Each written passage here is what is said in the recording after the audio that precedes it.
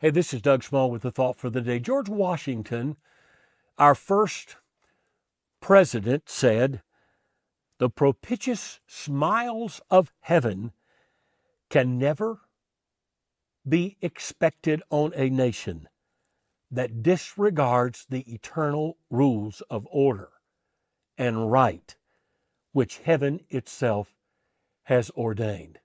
This was George Washington. Last time I quoted Thomas Jefferson, the supposed deist, who said, "I tremble for my country when I reflect that God is just and his justice cannot sleep." These men, these founders were concerned about this nation going astray in some way.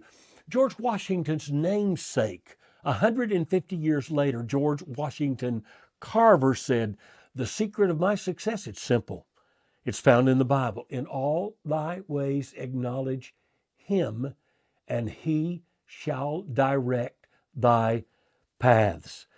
It behooves us, if those voices are true, to humble ourselves before God when he is offended, when his holiness is offended, as it has been in the last 60 years, with all the egregious sins that we have accumulated without national repentance. These are not just personal sins, these are national sins. These are the sins of our cities and our states. We must give account to God as a church, as a city, as a nation, for these sins, and ask for clemency and ask for God's forgiveness. Abraham Lincoln said, "I am profitably engaged in reading the Bible.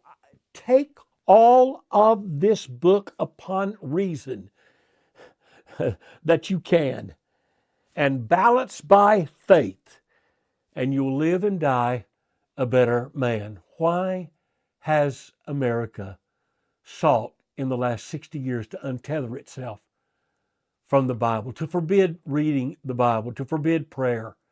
Why have we taken this wrong turn, and why have we as Christians been so silent? I'm calling the nation back to God. I'm calling the nation, 1,000,000 of you. Would you join me? 1,000,000 people praying for 1,000,000 people to be saved from Passover to Pentecost in 2026. It's the only thing that will save us. This is Doug Small with a thought for the day.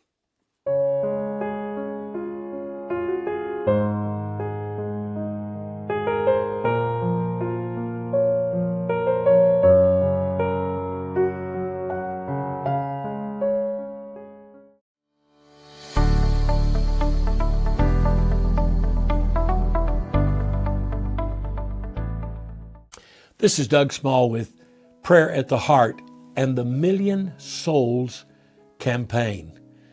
You've probably heard the story of the old man walking on the beach that was littered with starfish swept up by the tide and left to die. He's picking them up one by one and tossing them back into the ocean. A young jogger comes along and stops for a moment to watch him and then challenges him. Old man, behold, the beach is littered with starfish. What difference does it make? Picking up yet one more, he smiled at the young jogger and said, "Well, it made a difference for that one." You can make a difference for one, and together we could make a difference for 1,000,000. Why 1,000,000? Well, we need a tithe of the nation. Great awakenings are measured by about 8 to 12% of the population coming to Christ. It wakes up a nation when that many people find God, rediscover Christ as the center of their life. We can't push over 35 million, not at one time. That's too big a domino, but we could begin with 1,000,000. Each year, we are seeing just under 500,000 people come to Christ in the course of a whole year across the whole evangelical spectrum.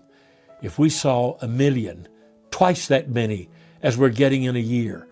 1 million saved in 50 days from Easter, Passover to Pentecost.